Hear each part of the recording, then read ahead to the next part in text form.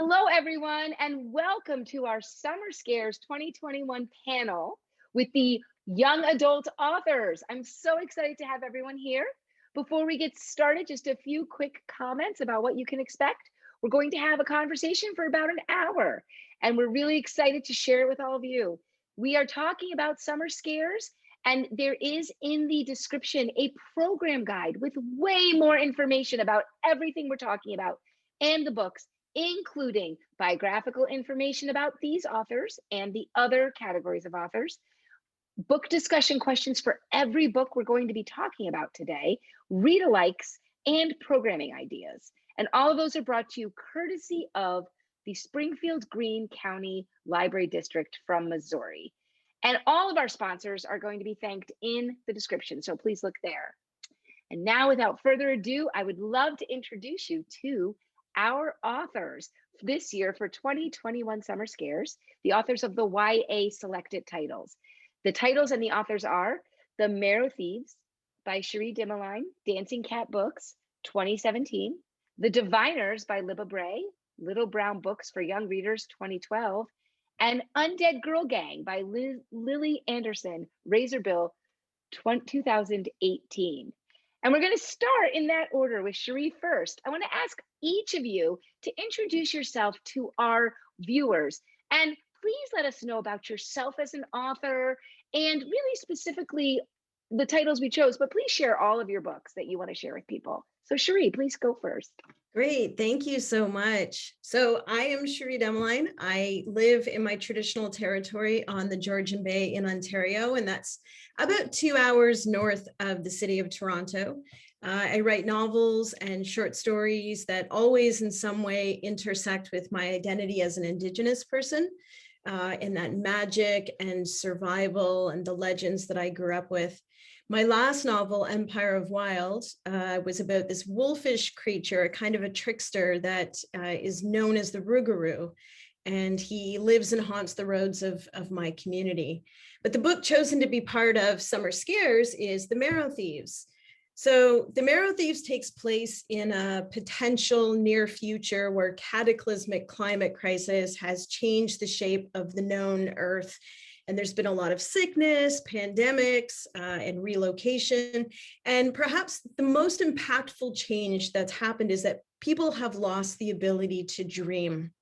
And we know that without dreams, the mind's prone to illness and confusion. And so the government is left with a diminished population that they cannot govern to start the rebuild. So it's really important that they try and get that ability, get people dreaming again. So they start looking around for a solution to their problem, and they realize that there is one group that is still dreaming, and that is the Indigenous people in what we currently know as North America. So they need to set out to do the work of corralling the dreamers and holding them someplace where they can do experiments to extract the ability to give back to the general population. And that the ability to dream is rumored to be housed in the marrow of our bones. And so in the book, they reopen residential schools. Residential schools, of course, are the places that were open in Canada, boarding schools in the United States, where Indigenous children were forcibly taken, where our languages and our culture were outlawed, and where a lot of abuse happened. In Canada, the last school closed in 1996. So in this future world, these schools are reopened to hold the dreamers, and our story follows Frenchie, who's a 15-year-old Métis boy. He's lost his biological family to the schools, but he has found new family in other survivors, and they are on the run, and they are holding on to each other in their dreams as tightly as they can, and they're headed into the north, where it's rumored that there is still a community that is managing to hide and dreaming and regathering strength. And the timing of this is actually perfect because the sequel to The Marrow Thieves, Hunting by Stars, will be released by Abrams in the fall. I love your natural transition because we're going to Libba. And one of the reasons we've waited so long to choose the Diviners was we were waiting for the series to be completed. So we do purposely do this just so you listening out there, like, we don't want to give you a book, all of you readers out there, and be like, hey, you have to wait for more. And then Libba's case, her book we knew was a series, so we were waiting. And for Cherie, we did find out as we were picking it that there was going to be a sequel. So we're very excited about that. We did the same thing with Labyrinth Lost last year. So Libba, you're up next. Oh, first of all, I think one of the wonderful things about being able to be on a panel is that it's always, to me, thrilling to be able to hear other authors talking about their work. And I always come away thinking, all I want to do is just go sit and read now. That was amazing. I'm Libba, and it's funny. Anytime somebody says, "Please talk about yourself," it's like someone has completely erased my brain, and I feel like I'm on the world's most awkward first date, where it's like, "You're a carbon-based life form. Tell me about yourself." Also a carbon-based life form. Wow. Okay. So I'll do my best. I have written a number of books. The first was the Doyle Trilogy, which was a Victorian feminist fever dream set in a girls' boarding school in England that involved magic and sort of and female sexuality and girls coming into their own. Then I wrote something called Going Bovine, which could probably also be described as a fever dream or an acid trip, depending on what kind of teenagehood you have. I will say, when I was a teen librarian myself, I gave that book out all the time. Well, thank you. And it's a kind of a riff on Don Quixote, but it's really about life and death and what makes life worth living. And it's largely comedic, but I hope with a lot of heart and a lot of weirdness. And then I did Beauty Queens, which was sort of a feminist satire on Lord of the Flies. But then we come to the Diviners. And the Diviners is set in 1920s New York. There are 4 books in the series. And it concerns a group of sort of teenagers who have all of these different powers. One is an object reader, one is a healer, one is able to sort of make himself disappear, one is a fire starter. So, and then there are 2 dream walkers, and it is, they all come together, they seem to be drawn together, and they don't know why, and there's a series of killings that are taking place in New York City.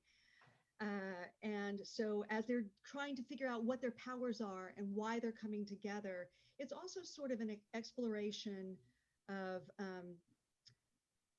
America's sins and America's myths. I really wanted to write an American ghost story that sort of, we think of the 1920s as this kind of rollicking decade, and it was really an extraordinary decade because there was a lot of change that took place. And unfortunately, a lot of times when change takes place, a lot of people get scared, and then you have a lot of ugliness that comes up as well. And so I really wanted to explore what it is. I think a lot of things that I find haunting about America and that we try to plaster over with myth. And so that was really what I wanted to explore, because I felt like to write an American ghost story because we live in a haunted house. And so that was really the impetus. Thank you, Libba. And now up, last but not least, with her story is Lily. Hi, I'm Lily Anderson. I am the writer of books like The Only Thing Worse Than Me Is You, Not Now, Not Ever, Undead Girl Gang. Traditionally, I write young adult retellings. My first book was a retelling of Shakespeare's Much Ado About Nothing. My second was a retelling of The Importance of Being Earnest. But Undead Girl Gang really broke the mold for me. I wanted to try writing horror comedy. Growing up, my favorite movies were Heathers and Death Becomes Her and things where terrible things happen and you're laughing the entire time. And I thought, I bet I could write a book like that. And that book is Undead Girl Gang, which is the story of Mila Flores, who is a teen Wiccan whose best friend dies unexpectedly, the police rule it the latest in a rash of popular girl suicides, and Mila knows they're wrong. And so she sets out to find a spell that will bring her best friend back. And when she does, she can only bring Riley back for a week. And in casting the spell, she accidentally brings back the other two girls at their school who reportedly committed suicide. The girls are back, but they're not quite alive. Their bodies are still full of formaldehyde and a little corpsey the farther away from Mila they get. And they only have a week on Earth to find their killer before they kill again. I really set out to write something dark and funny and ended up writing like a treatise on grief, on what it's like to be a teenager and feel like no one understands you but your best friend, and your best friend is gone.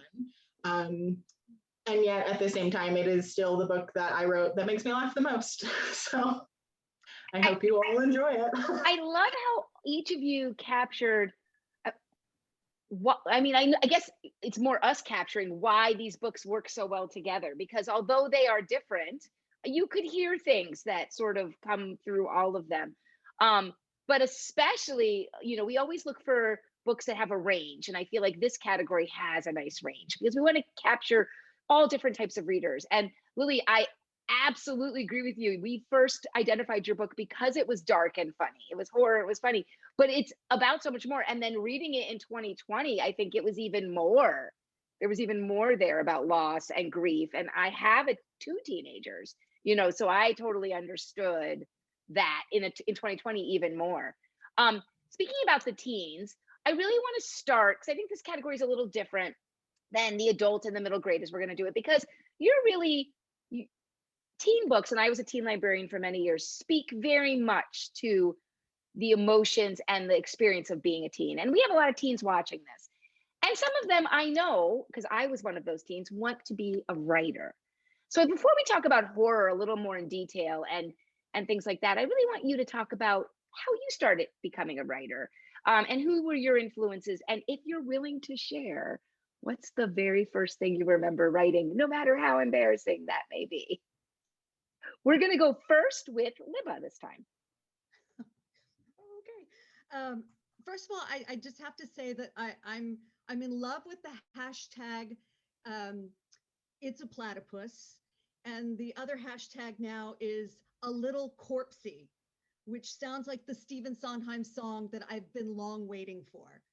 We're going to get along just fine. Because we couldn't cut out the part about a platypus. So real quick, I'm going to do a shout out to the link you're going to have to the Summer Scares resource page, where there's a podcast that myself and Sylvia Moreno Garcia, our spokesperson, and a few others did with Booklist. And in that, Sylvia called Cherie's book a platypus. And you have to go read to find out. And we did lose Libba for a second. If she's not, are you there, Libba? And she's back. No, I cannot hear you. So we're going to ask Lily to answer this question, and we will edit some of this out. I started writing like a lot of teens do. I started writing fanfic. I was always a big reader. I was definitely the Matilda of the Vacaville Public Library, going in with not quite a wheelbarrow full of books, but I definitely tried to read like an entire section. But the thing that really got me to write was I grew up in the period when the Harry Potter books were coming out and they weren't finished coming out. And so fanfic really picked up where the books left off, like that moment where we're all going, what's going to happen? And instead of waiting for it, we were writing it ourselves. And so I read a lot of fanfic. My teen heroes were Holly Black and Cassandra Clare. And the first thing I ever wrote, because I was a little theater nerd, I remain a theater nerd, was Into the Woods fan fiction. And Into the Woods is the epigraph on Undead Girl Gang as a little love note to my 11-year-old self who was like, but what happens next? And so, yeah, that's how I got started. And thanks for the shout out to Holly Black, who was one of our original Summer Scares authors. So thank you so much. And I also, like Libba Hart, the theater kid, I live with a theater kid, and he is, yes, totally get that. And Libba, are you speaking yet? Nope, we cannot hear you. We're going to figure that out, and we're going to ask Cherie to answer this question. Yeah, no problem. I always say this when I'm asked about, how you start writing and what that looks like in your life. It's the same answer, right? And it's the one that teachers and librarians tell you all the time, because it's true.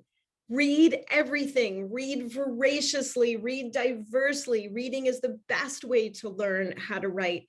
My dad used to bring home boxes of used books for me all the time, and I devoured them, even the ones I didn't like Nancy Drew, as opposed to the ones I did love and probably shouldn't have been reading at the time, like Stephen King. But I learned what I enjoyed and what reached me, and also what didn't. My main influences had to be my grandmother and the other old people in my community. Man, they could tell a story, and they would, not shy away from like scaring the pee out of you. They told you, you never got a straight answer for anything. It was always like a big convoluted story you had to sort of, get through to get to like, am I allowed to go to the lake? What? I have no idea. But when I grew up, I realized that style of storytelling was largely absent in a lot of books. And so I started looking around for voices that sounded like theirs. And when I didn't find any, I started writing in the way that they told stories, which is very circular. Certain things are repeated. It's like when you write on paper, if you press down hard or you go over something more than once, when you turn the page, you pass your hand down that next page and you can feel the indents from what was gone over and over. So that before you even start your own story, you have the impression of the one that came before you. So I always tried to remember that in that style of storytelling.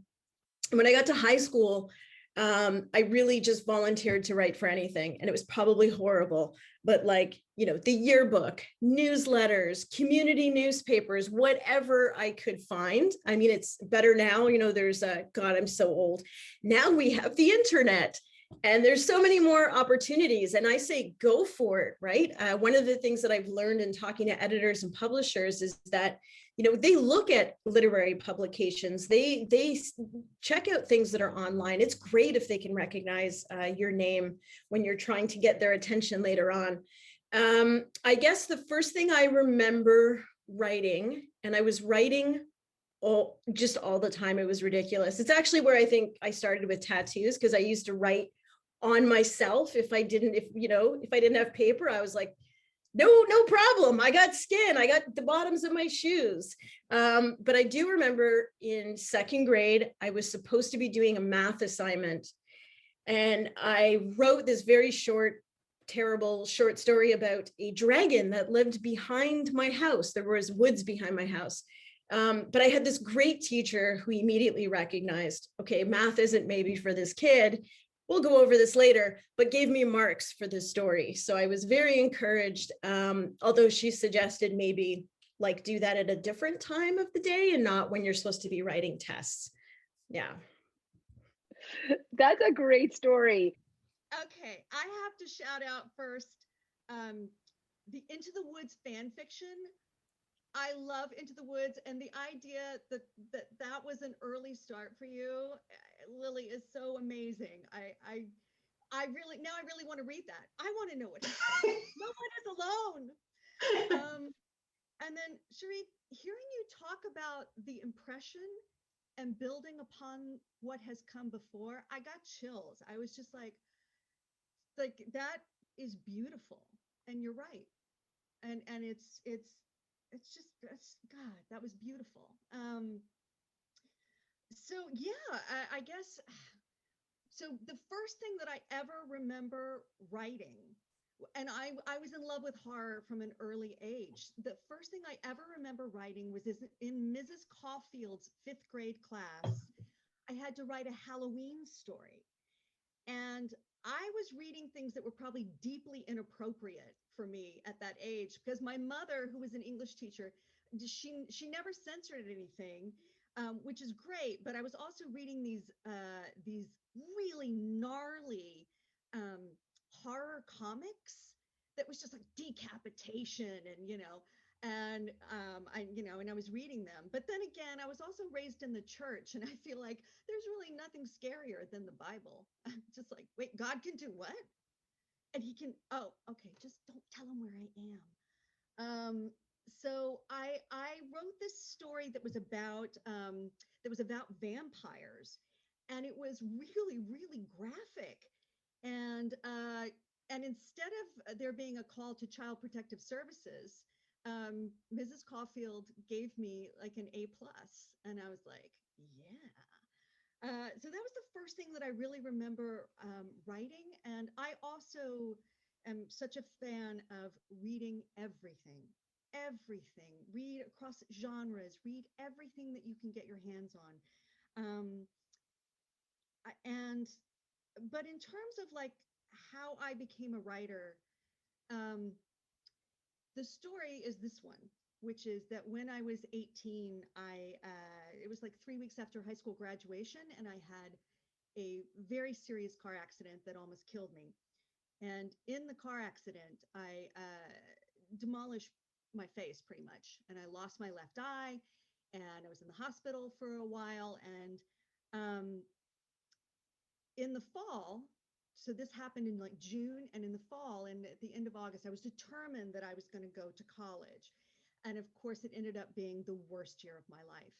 I was broken on the inside. I was broken on the outside. And somebody as a graduation gift had given me this little journal. And I had no idea at the time that that was going to end up saving my life, but it did. I just wrote everything that I felt I couldn't say out loud in that journal. The only rule was that it had to be true. It just had to feel true. And that really did save my life. Writing saved my life, because I think that there needs to be a place where we can, there's so many masks that we are asked to wear in the world. And I think with the rise of social media, sometimes that can feel like even more pressure. We can feel like there's a need to perform. But the thing about writing is you take the armor off, because your goal is to explore yourself and your fellow, like your place in humanity, and to explore the world that way by writing what feels true. 3 chords in the truth. And I still feel that way. I still feel that if there is a story in you that you feel that you need to tell, you're the only person who can tell that story. So write it true, but write it. And I think that's great advice for teens, because too often they feel like their voice doesn't matter and that nobody's listening, or that they're just sort of pushing it aside. Again, we all know this, but some of the people watching this might not think about that. And I know the teens watching this are thinking about that. And all of you gave great advice, the fan fiction, the idea of leaving that impression and, getting all the words out no matter what, and writing literally to save yourself. These are things that I think are true for all writers that are aspiring writers, right? These are all things they can model, and they'll find it for themselves. And it's great to have your stories and then get this little kind of behind the scenes too about what it takes to get there. And speaking about that, because we are talking about horror, why you guys kind of hit on it a little bit, and none of you write horror capital H traditionally, right? You all take it, the emotions that make these feelings of darkness and fear and terror, and do them in a different way than many of the people watching this might think of as traditional horror. Although, that vampire story sounds great, Libba, the A+, I have to say. But what draws you to the genre and the emotions that you're able to convey through this idea of putting the fear in the front? And Libba, we're going to have you go first, even though you just went, because you haven't gone first yet. My cunning plan was working. Oh. I think one of the things that I love about horror is that it allows us to externalize the internal anxieties and fears. It gives them form. What feels chaotic to us then has a form, and sometimes that means that that it can we can fight it, but more importantly, we can recognize it, we can see it, we can name it. And I think that's part of being being conscious. But I also think that, hearing about comedy and horror, which are sometimes different sides of the same coin, and hearing, I often think that horror has to do with grief and loss. And I think that it is a really great way of exploring things like grief and loss and sorrow that sometimes feel so big that we can't look at them straight on. We have to look at them sideways. And that's the way that we get in there. And so I think that it's a great sideways way of exploring a lot of these fears and anxieties and these sorrows and these questions that we have. And because the stakes are so high, it also is cathartic. So that's one of the reasons that I love horror. I mean, it does something for me that a lot of other genres, I mean, look, I read everything, but there is something about horror that it just hits that sweet spot. Thank you. And then Lily, you're up next. Tell us why you enjoy both reading, but also exploring horror as an author too. Yeah, I could not agree with Libba more. The idea that horror lets us look sort of sideways at things that we don't want to look at directly. In my real life, am a scaredy cat. I'm so afraid of everything. I have terrible anxiety and I take meds for it, and I'm always kind of shaky. And reading horror was my outlet for being able to stomach anything horror at all, because I can't watch scary movies. Those, I have to look at it. And reading horror has always allowed me to kind of look at, if it's a metaphor, if this horrible gore is a metaphor for something, then I can keep going forward. And for Undead Girl Gang in particular, because it was a grief story. It was this idea of a teenage girl having to lose her best friend, the only person she has to connect to. And in wanting her back, she doesn't consider that, she's been dead, so she's going to come back still dead. And so what Mila is forced to do is look at the process of her best friend decaying. That thing that when someone you love dies, that you're trying your best not to think about. You're thinking about how wonderful it was when they were alive, and you're not thinking about how terrible it is that their body is now empty. And so having these characters look at each other being dead, I was just so taken with the idea of, these are things I would never let myself think about. It would keep me up at night trying to think about this without it being like a silly little comedy. I wouldn't, I live a block away from a cemetery, and I don't think like, I wonder what all those bodies are doing in the ground today.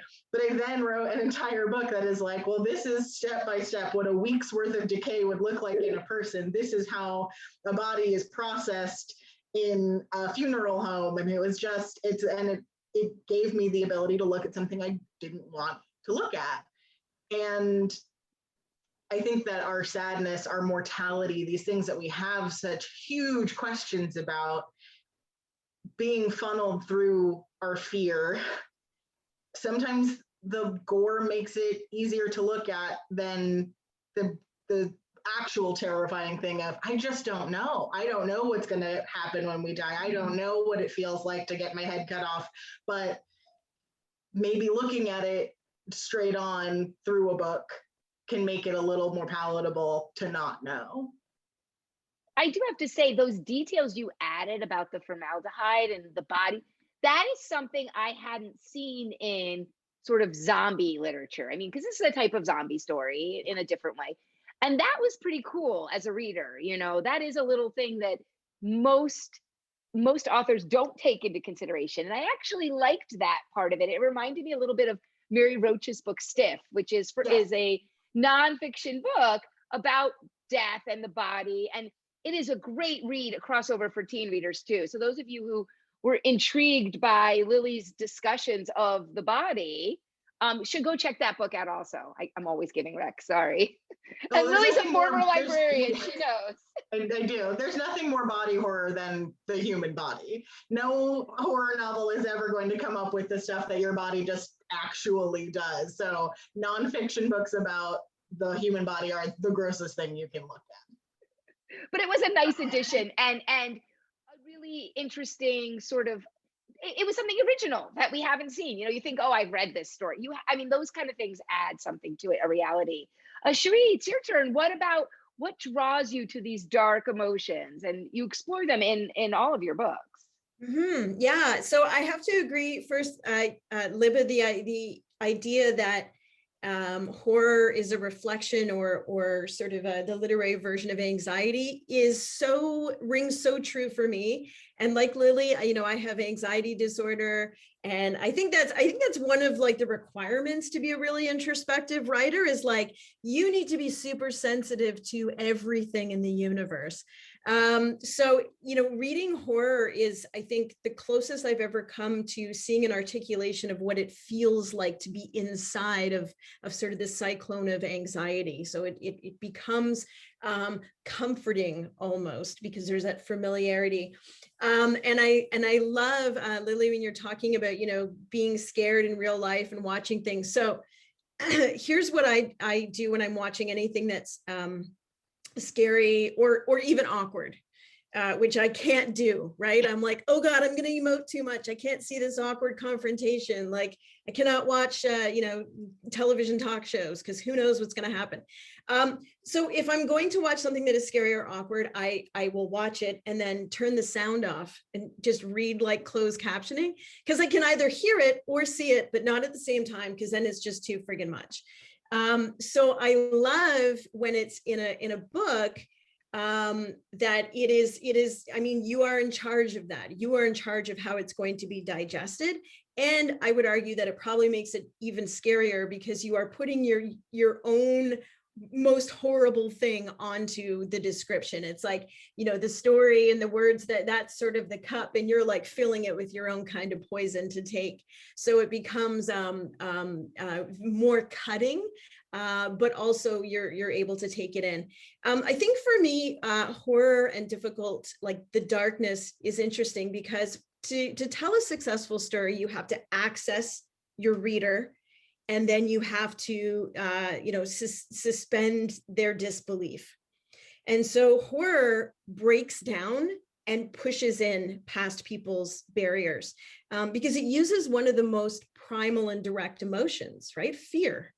So if you use fear to open up the space for the story, the opposite of that fear is, you know, of course, hope or relief, which are made stronger in a story that's been introduced by fear. So we feel those moments of relief so fully. And I think having a vulnerable or an open reader means that you can go farther with the story. And I think this is why it's so important and why I also believe that, you know, so many books and authors that produce these works that are considered darker are so incredibly adept at creating and crafting really true three-dimensional characters, because what you need as a reader to walk you through the darkness is a hand, right? You need someone to hold on to who you trust will take you through the darkness. And so I think a lot of writers who are working in this genre really put a lot of time and effort into meticulously crafting these beautiful, strong characters, because that's what we need. And then we're willing to go, right? Like, take me, I'm scared, I'm holding on to you, and I trust that you'll get me through it. And I will feel all those moments of light and relief so much more fully. So I think it's just such an incredible tool to break open space for story through fear. Those are all just such great reasons to why you're exploring it. And I think we're going to hit all the different, that's the idea we do with Summer Scares, right? So we're librarians trying to vet titles that we think will appeal to a wide audience. And all of you explained a wide range of reasons, right? Of how to do why to do horror. Also, Cherie, I think you've just encapsulated for me for the first time in my life why I'm okay with horror books but don't like horror movies. That whole idea that it's basically like the closed captioning version. Yeah, I can't hear it and see it. It's a pro tip. Yeah, you can either be like, tip. yeah, I like. Yeah. I know, it's totally true. So we talked a lot about horror, and you all mentioned you read widely. So what are your favorite types of books when you're just reading for fun for yourself? Is there a certain, maybe it's not a genre, maybe there's a certain type of feeling you look for in your books? I talk a lot with libraries about like why I love horror, but I also love the what if of fantasy and science fiction, right? And I also really like literary fiction, which is very dark also, and universal feelings, and psychological suspense, which is basically horror, but with human monsters, right? So I've spent a lot of time thinking about what I like to read and why. And so I was wondering if like you have a general sense, like when you have free time, to go read something for fun, what is there an author you go to or like a specific type of book? I think we'll talk about favorite authors later, but like a type of book. And we're going to go with Lily first. I definitely, I have my favorites. I read very widely. I read all categories, all age ranges. But I always find myself, again, not to continually reference my favorite musical, Into the Woods, but I saw it for the first time when I was 3, and it's just part of my psyche. So the thing I probably read the most is fairy tale fantasy. Your Juliet Marilliers, your Marissa Mayers, like there's just something about a fairy tale retelling, especially like a really grand historical one that I'm always in the mood for. I always want it. And then on the flip side, I also love female detectives. I love like Amelia Peabody, the Elizabeth Peters series, and Steph Chaw's Juniper Song is like an amazing private eye. I love it. I'm complete trash for any woman solving a mystery on her own. I'm like, yeah, give it to me. I love that. And those are actually also great series for some of the teens to go check out in the adult collection for sure. Okay, Libba, what about you? Wow, I also, I mean, I'll read anything. If you put the cereal box in front of me, I'll start, like, wow, riboflavin, I didn't know how much it did for you. So I just, yeah, give it to me. And so for me, I jokingly say that if you could see right now, you'll see probably in a way that would make a librarian's heart hurt because the spines are cracked. I have half open books all around the house, and I'll walk through sometimes and pick it up and read a few pages, put it down, and then pick up something else. The way that my grandmother used to have a cigarette going in each room, just, this is much healthier. Yeah, this is my kitchen cigarette. Oh, this is my bathroom cigarette. So that's what I do with books. And my favorite time to read, actually, and now everybody's going to be like, we don't know you, is really early in the morning. I'm a very early riser, like 4:30 in the morning kind of thing. And so I will sometimes sit with a cup of coffee and read, and I'll read anything from like, lately it was like, so Mary Oliver poems, and I'll read, I love George Saunders, and he has a new book out that's really kind of like taking a class with him. I love nonfiction. I love short stories, literary short stories. I love weird things like Kelly Link, I think, does some tremendous things. I just read Silvia Moreno Garcia's Mexican Gothic, which I adored. So, obviously I love horror, and I'll read plays and screenplays. Essentially, nothing you put in front of me is safe. I will read it all. I mean, that's a really good way to be, I think, too, right? To understand that there's so much to read. But there's also comfort in the things we love. So Cherie, what about you in this question? Yeah, I think I think there's two different kinds of reading that I do, and they're both really enjoyable. I think as a comfort, I love stories that have depth, and I guess what I want to say is the potential for ceremony. So almost magical realism, but with grounded storylines. I love Nalo Hopkinson, Octavia Butler, books that make me want to create. Like when I read something and I'm like, that is unfair that somebody was able to do this. Now I need to go try and at least be on this level. So in that kind of inspiration, I like grit and authority. And what I mean by authority is own voices telling their own stories, especially about places and things that I otherwise wouldn't know or have access to. Omar El-Akkad is an incredible writer, American War, Tommy Orange, there, Stephen Graham Jones, The Only Good Indians, which is a terrifying story, and from different communities than mine, that is just, I'm like, thank you for allowing me at the kitchen table and to hear this conversation. Like that is things that just sort of unlock different parts of my imagination. And I think the other kind of reading that I do, and that a lot of us do as writers, is you read for sort of research purposes for what you're working on. And that becomes really interesting because it's connected to a place your imagination's already going. So right now I've decided I'm going to write a story about taking down the entire patriarchy, which is from like the beginning of the development of the patriarchy and capitalism. So I'm doing a lot of research, and it's taken me to old books that were, in print, 100, 200, 400 years ago, things on, the transference of witchcraft from the old world to the Americas, the medicine practice in the Ozark Mountains, souvenir culture, believe it or not, and how that sort of crept into our capacity to, curate and collect. So that is super fascinating to me because my mind is already going there with my story. And so reading all of these, and a lot of it is true, and historical texts that are so odd. And, some of them that were here at this time, in the world are so obviously wrong, but it's just fascinating, right? It's God, I'm so nerdy for it.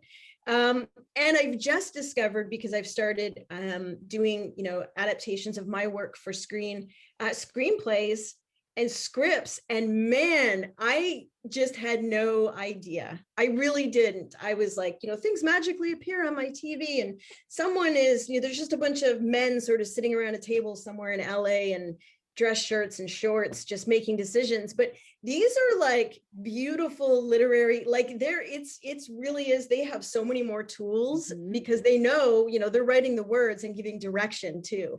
So like, this is where this lighting is going to do, here's where the emphasis is. And if you read scripts, you pick up those cues yourself, and it's really, really interesting, and also super fun to write.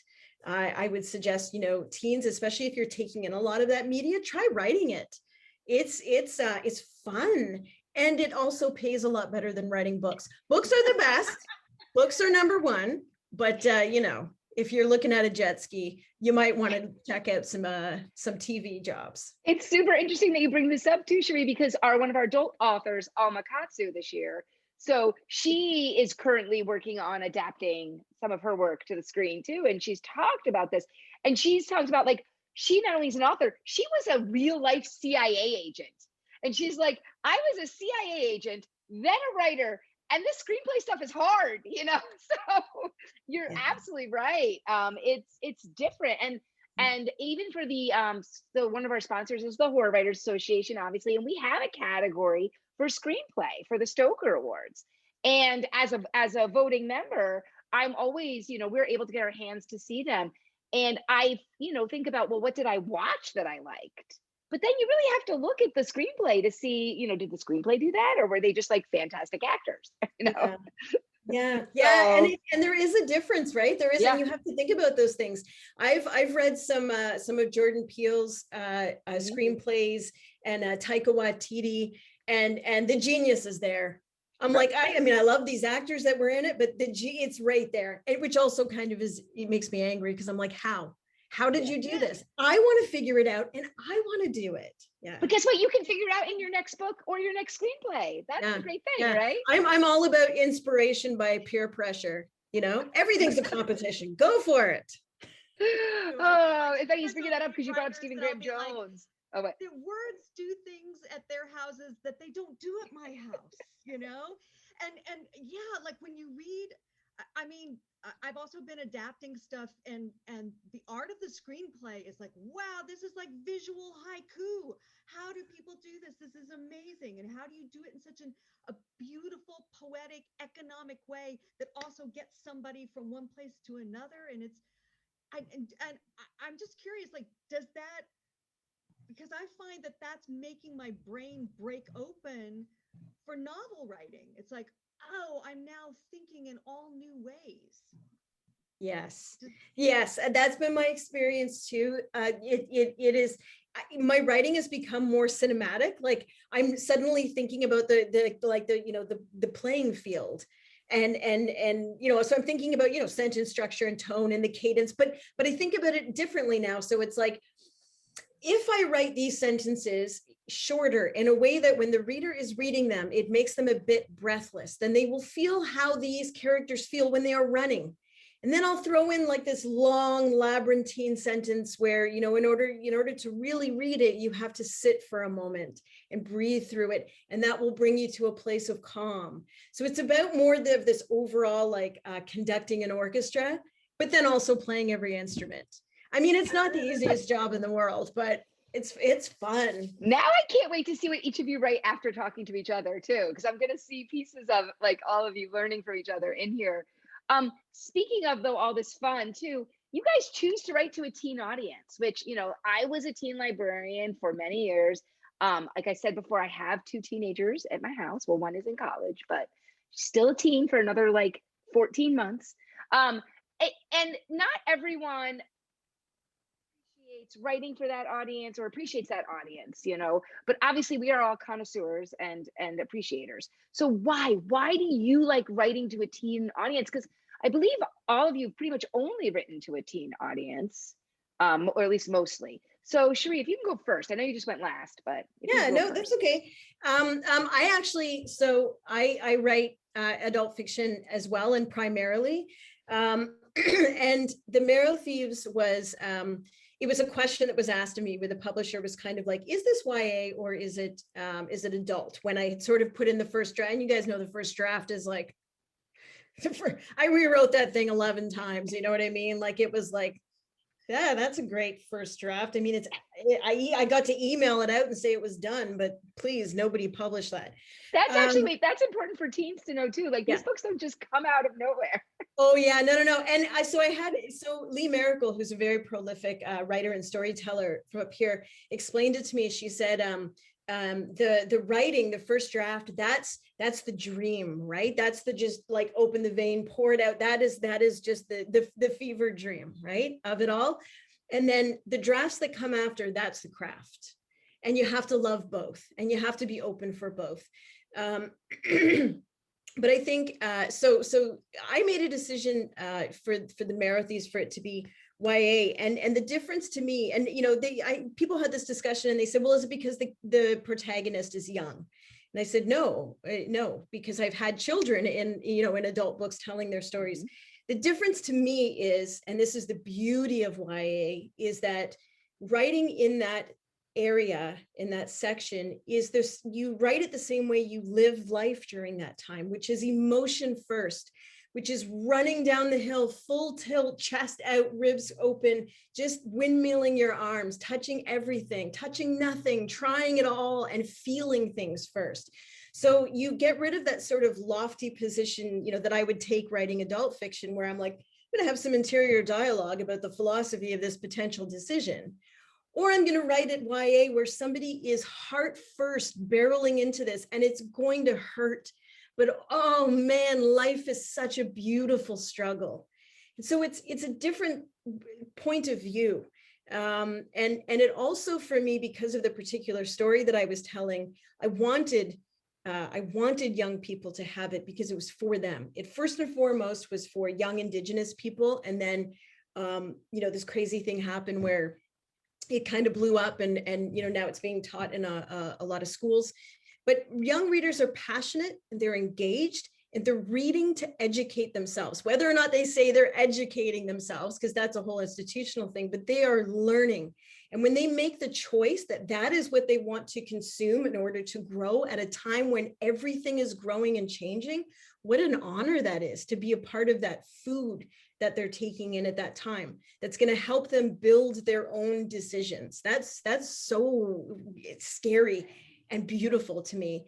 You know, and I also think it's allowed me to grow as a writer, because let me tell you, teen readers ask the hardest and most intricate questions that I have ever come across. I started like going to, like, when I'm sort of promoting my adult books, I'm like, oh, thank God, because I don't have to like prepare so much, right? Like I can just sort of say whatever, because if I say something that is very clearly, I'm sorry, but a bullshit answer to a teen reader, they will call me on it. They, every time. And they will also call me on, you know, wearing terrible shoes, but they will call me on the fact that that was not a real answer.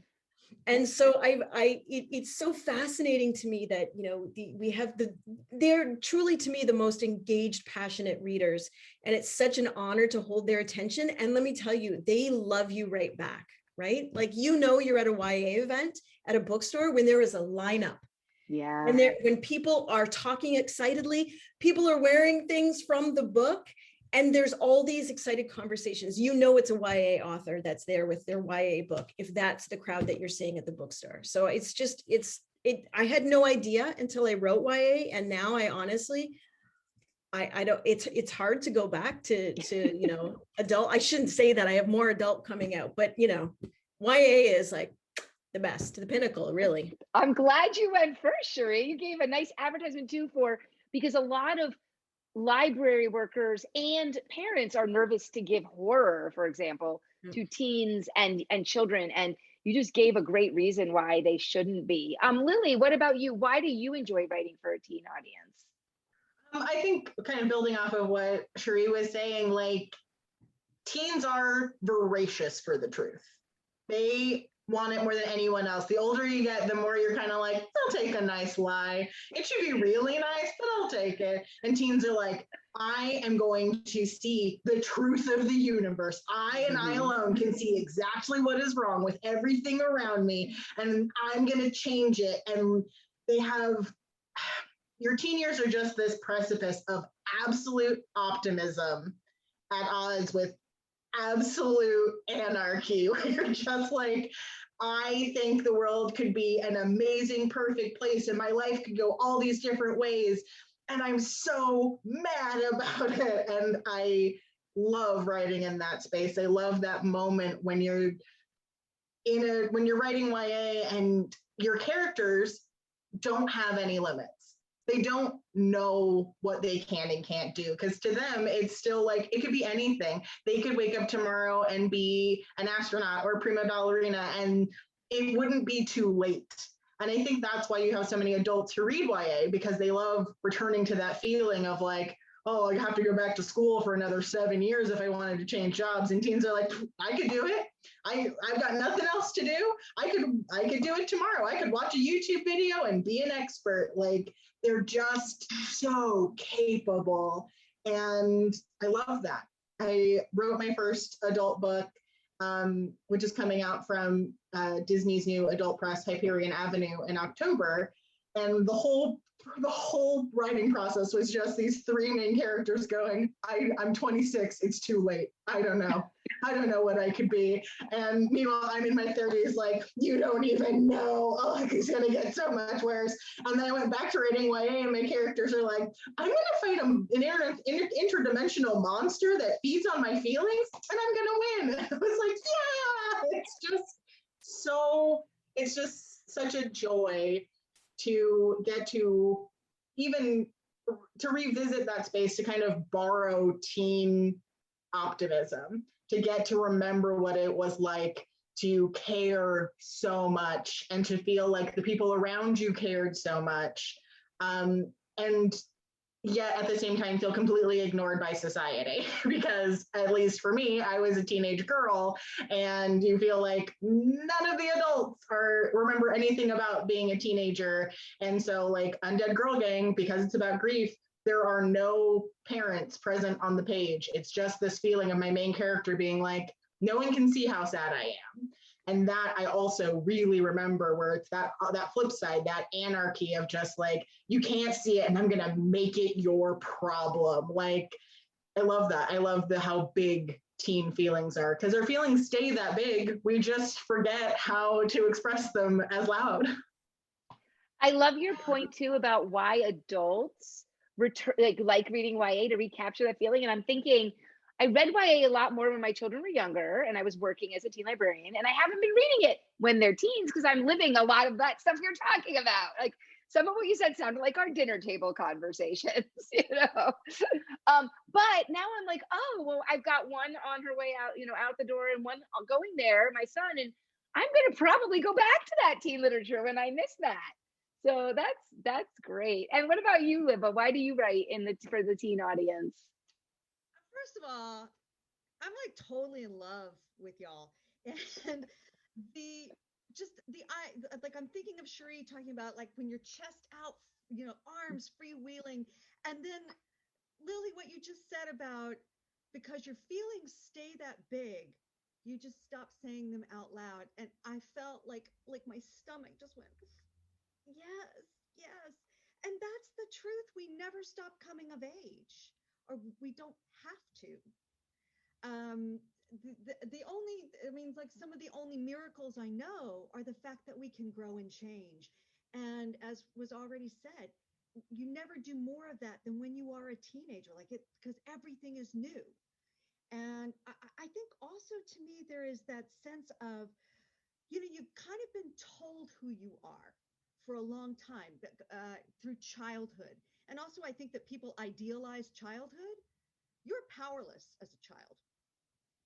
And that can be very scary, speaking of horror.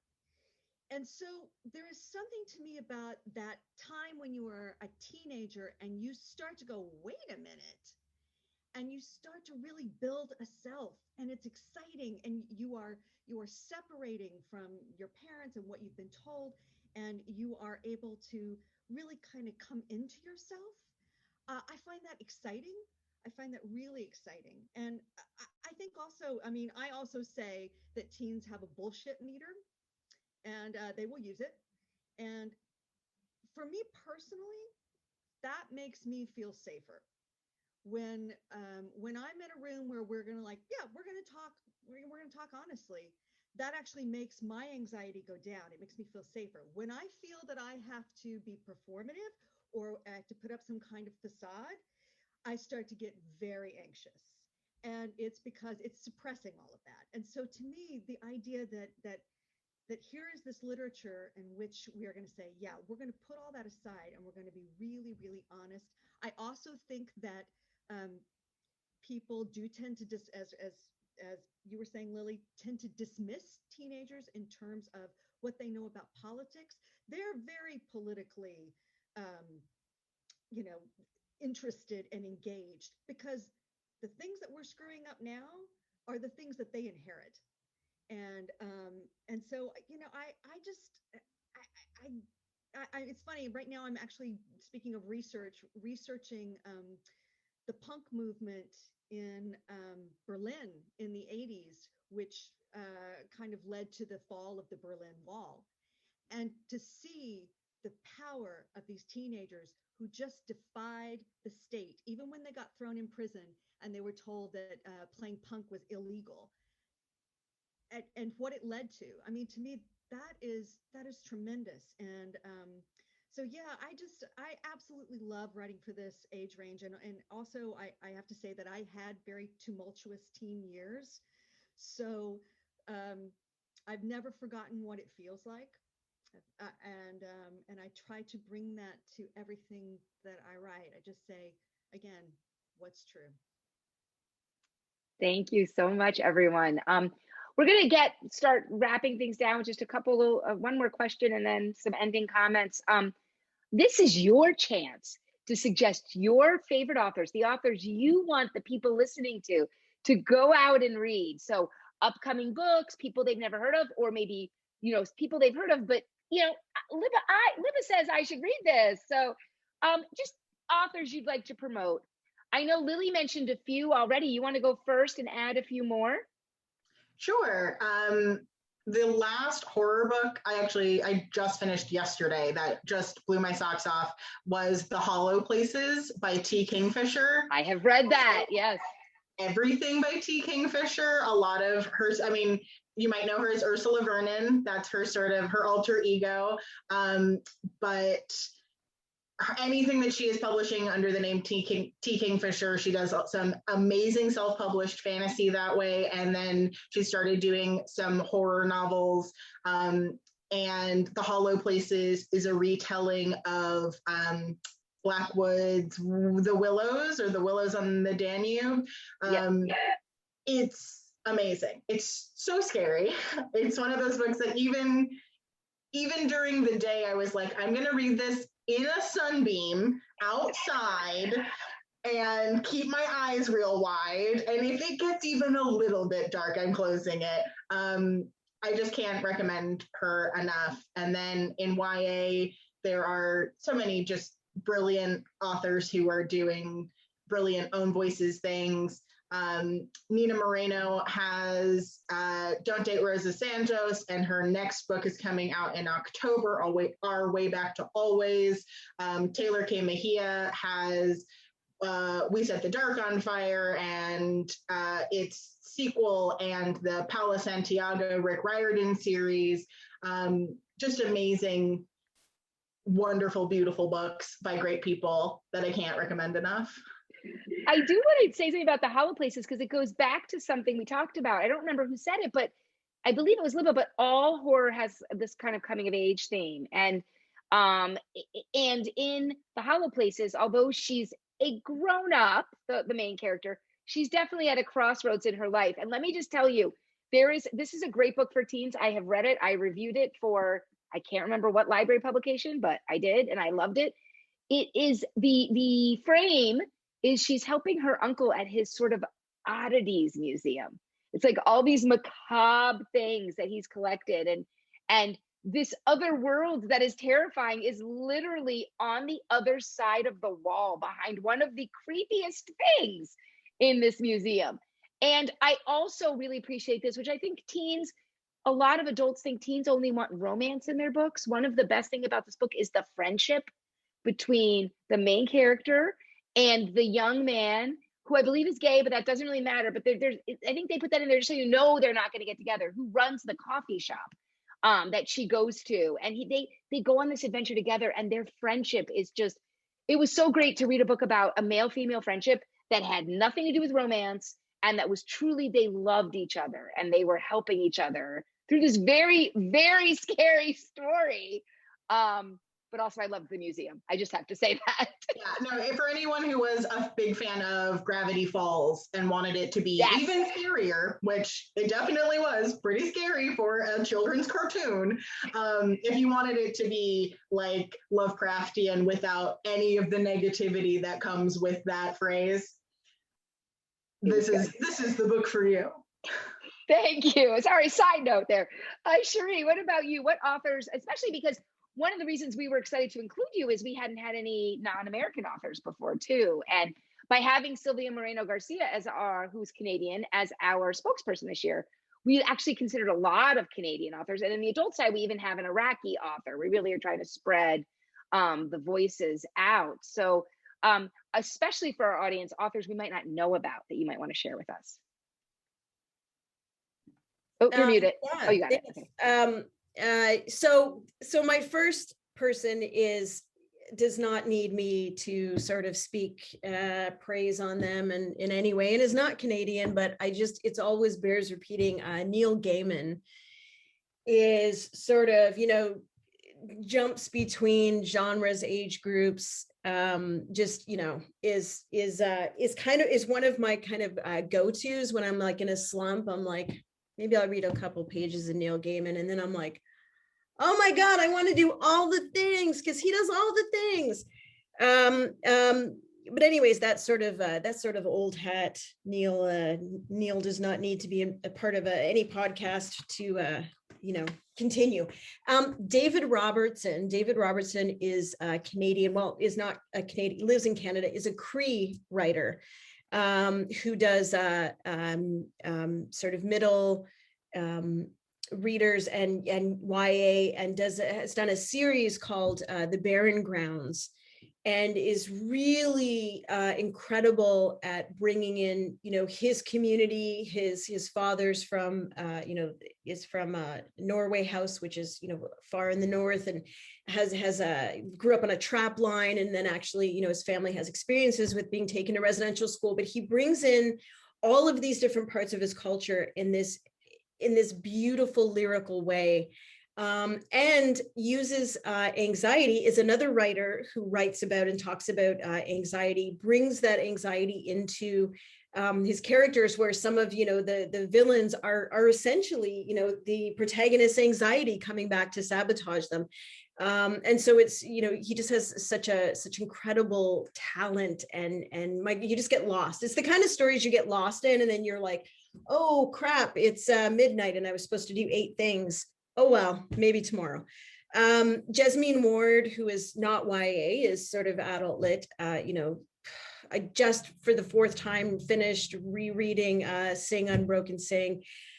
Jasmine Ward is one of those writers that I would never know this world in the way that I do, the world that she writes about, in the language that she uses, and the colloquialisms and the point of view, without her work. And I just, man, if I could begin to have that sort of those sort of chops in writing, I don't know how many lives Jasmine Ward has lived, but thank God she's writing in this one, and we get to be a part of it.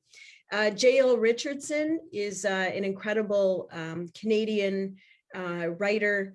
Her new book, Gutter Child, just came out, and it's, I love when people use sort of dystopian stories to talk about real issues, right? So JL brings like the Black perspective into a dystopian landscape and talks about real issues that are ongoing, that colonization is an ongoing process, that we're still living with the outcomes of decisions that were made for us and against us, but being told in this.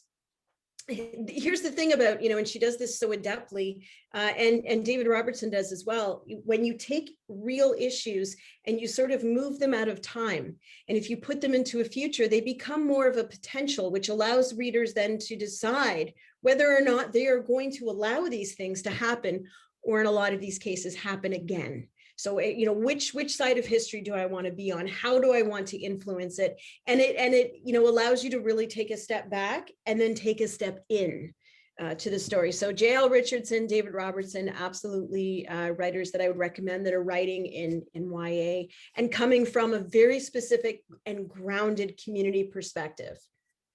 And I do want to say something too, though, about Sing Unbury Sing, when you mentioned, because it is adult, but I do give that book to teens a lot, because it is a really great place to have these sort of hard real world discussions, because we have adult characters and we have teen characters.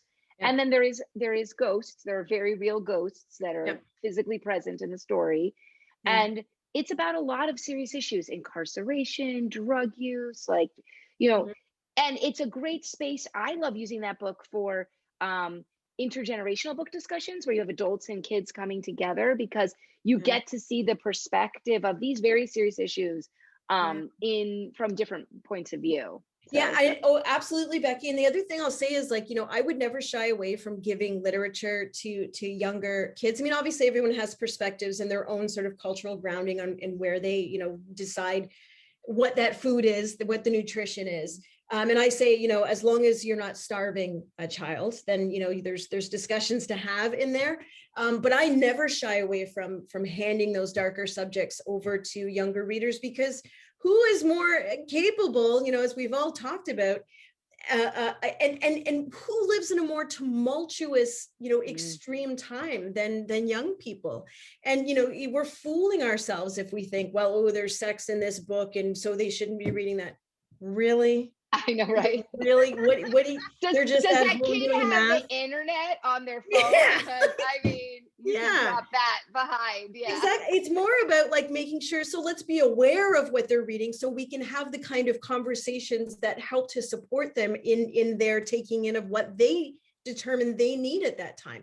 It's Also, about just building sort of the scaffolding and the support around them that allows them to read voraciously and diversely, right? We shouldn't be holding anything back. That's my opinion. Let's not hold ourselves to a higher standard. I mean, 12-year-old me, my dad bought me all the VC Andrews books. So, I mean, come on.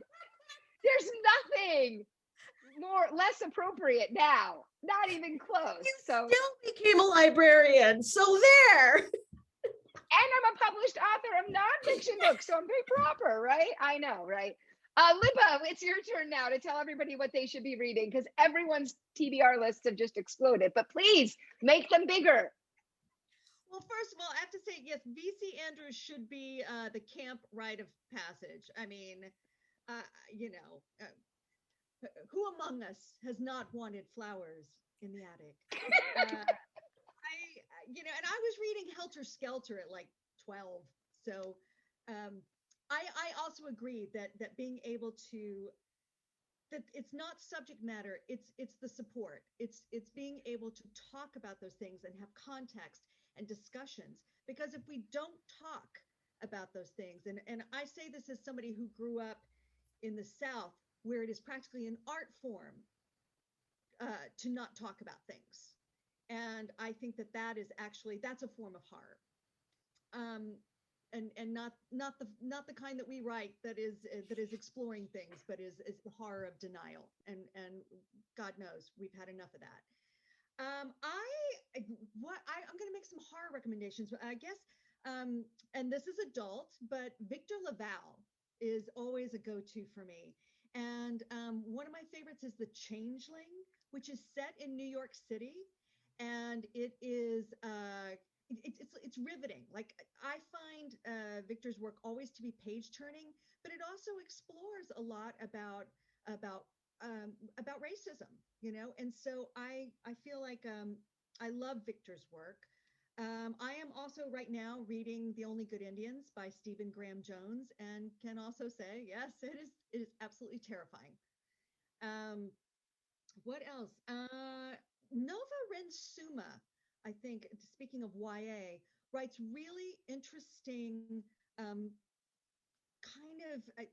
it's hard to describe her writing. There's a lot, it feels like you are in another world almost. They're ghost stories in a way, but she really, I feel like, understands, she can get inside, especially, I think, what it is to be a teenage girl, and especially if for some of us who grew up feral, I think that she really kind of really dives into that. And I think that there's such great stuff about female relationships in those.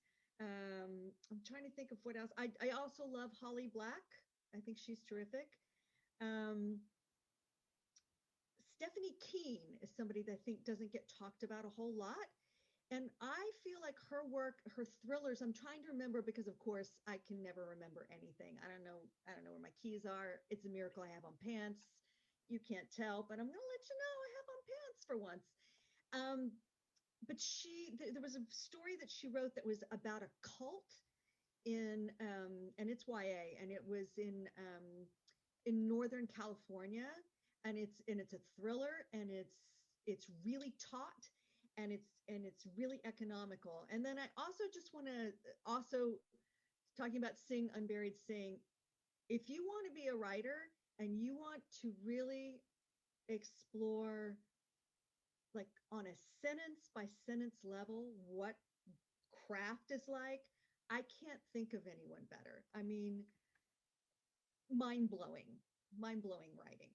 So I will also second that. And also, I love that I am now leaving here with a full list of recommendations. I can't wait. I also love how you mentioned lots of people who've been associated with summer scares in years past.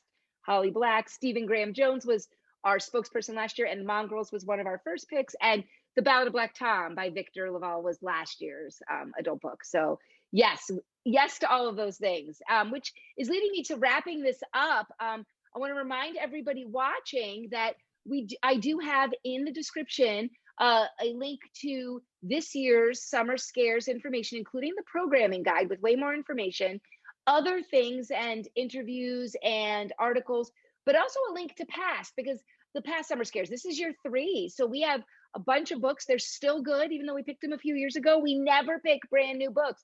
One of the rules is the book has to be at least 2 years old that we're picking. So, these are titles you can find. And so you can go check all of that out. And we're super excited to bring this to you.